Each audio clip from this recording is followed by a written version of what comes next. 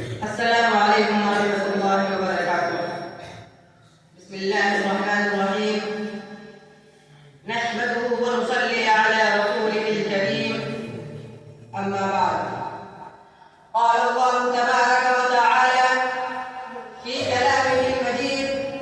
والفرقان الحمید، فاعوذ باللہ من الشیطان الرجیم، بسم اللہ الرحمن الرحیم، وأنتم الأعلون إن كنتم مؤمنين۔ صدق اللہ العظیم۔ محترم حضرات اور عزیز ساتھیوں، میں نے آپ حضرات کے سامنے قرآن کریم کی ایک مختصر سی آیت تلاوت کی ہے، جس میں اللہ تعالی ارشاد فرماتا ہے کہ تم ہی لوگ سر بلند رہو گے بشرطے کہ سچے مومن رہو گے۔ سامعین کرام، یہ حقیقت ہے کہ ایمان اور عقیدے کی طاقت اتنی بڑی طاقت ہے کہ دنیا میں نہ اس سے بڑھ کر کوئی طاقت ہے اور نہ ہوگی۔ جب سے انسانی دنیا قائم ہے، سیدنا حضرت آدم علیہ السلام سے لے کر نبی آخر الزمان حضرت محمد مصطفیٰ صلی اللہ علیہ وسلم تک جتنے انبیاء کرام علیہ السلام اس دنیا میں تشریف لائے، ان سب نے محض ایمانی طاقت و قوت سے اپنے مخالفین کو زیر کیا۔ یعنی کہنے کی ایمانی طاقت کے مقابلے میں مخالفین نے شکست کھائی، کفر و شرک اپنے تمام کرو فرق سال گھٹنے ٹیک کر مجبور ہوا، اور انبیاء کرام علیہ السلام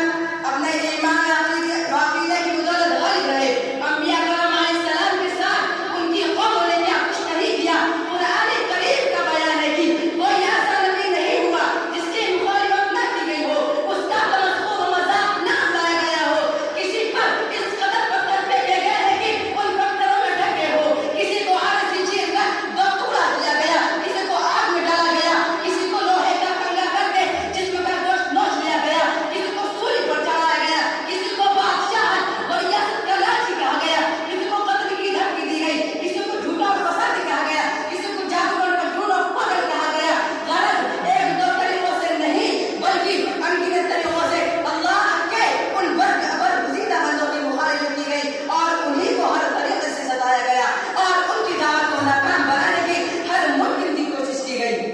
لیکن انبیاء کرام علیہ السلام اپنے خدا راست ایمان اور عقیدے کی بدولت ان حالات سے خبردار نہ رہے اور بالکل نہ گھبرائے، بلکہ انہوں نے تمام مسائل کا اطمینان و سکون اور خود پیشانی کے ساتھ مقابلہ کیا اور اپنے خدا کے طرف سے سونپے گئے مشن کو ہر صورت میں جاری رکھا۔ چنانچہ ان کا مشن دنیا میں کامیاب رہا اور بڑھتا چلا گیا۔ ان کے خلاف استعمال ہونے والی طاقت ختم ہو گئی۔ ان مردان خدا کا یقین سینکڑوں مخالفتوں بے شمار مظالم کی بدیوں میں آفتاب کی طرح چمکتا رہا اور ساری دنیا کو اپنے نور سے روشن کرتا رہا۔